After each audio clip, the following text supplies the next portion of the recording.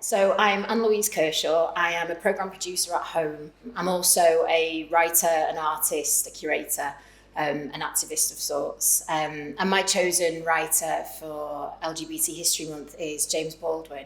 James Baldwin is one of those writers that literally I started reading one of his collection of essays and then I just bought and read like so many of his books in quick succession. I really connected in his work with a couple of things. I think an overwhelming sense of sadness, which I found really relevant and right and oddly soothing. And also I think his approach, which is so thoroughly intersectional, both his politics and the way that threads into his literature. And it just, intersectional sort of way before we were really thinking of that term. And I think that's just threaded in such a sort of a deconstruction and a feminism that is so thoroughly, like I say, through his work. I just found that really effective. I connected with it very much, and I found it very moving. With James Baldwin, I think rather than it being a particular set of essays or a particular novel that I connect with, it really is him and his approach as a whole. So his activism, as with his writing, it's just that intersectional approach to misogyny, to race, to gender, and the way that he pulls that apart. So even though that kind of sounds like very sort of political terms, how that actually translates through his novels, and novels that I think are really, really, really holistic and human.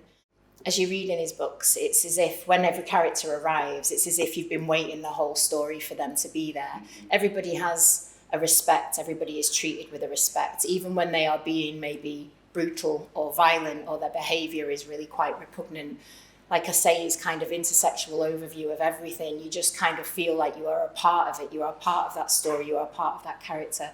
And actually all of that politics is a part of you, which of course it is. A line such as, beautiful, in terms of giving dignity and respect to these things, dripping and bursting and beautiful and terrible from Barneys Room, which I think is published in 1956, and is, like I say again, just so far ahead of its time in terms of exploring homosexuality, shame, and all of these ideas. He so much highlights, I think, the double bind that we find ourselves in as people in terms of who we are, the lives we want, the people we love, and the political state that we live in. And that's one of the reasons why I think he's such a relevant writer today, because these situations are still going on. That contrast that we have as people between the external and that which we internalise, I think he pulls that apart really well with the characters that he has in his stories. So his writing style, as if you've ever seen him talk, is so elegant and acute and thoughtful. Lines like, his face operated in effect as a footnote to 20th century torment. I find that very painful and extremely beautiful. And again, just looking at people in that holistic way, how we are all connected to the society we are a part of and the politics that is oppressing us. So just to finish with a paragraph from another country. And the thought of the gym, while the water fell down over him and he was alone with his body in the water, caused many painful and buried things to stir in him. Now that his flight was so rigorously approaching its end, a light appeared, a backward light, throwing his terrors into relief. And what were these terrors? They were buried beneath the impossible language of the time, lived underground where nearly all of the time's true feelings spitefully and incessantly fermented.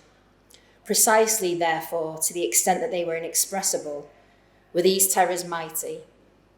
Precisely because they lived in the dark were their shapes obscene, and because the taste for obscenity is universal and the appetite for reality rare and hard to cultivate, he had nearly perished in the basement of his private life, or more precisely, his fantasies. These fantasies began as fantasies of love and soared imperceptibly into fantasies of violence and humiliation.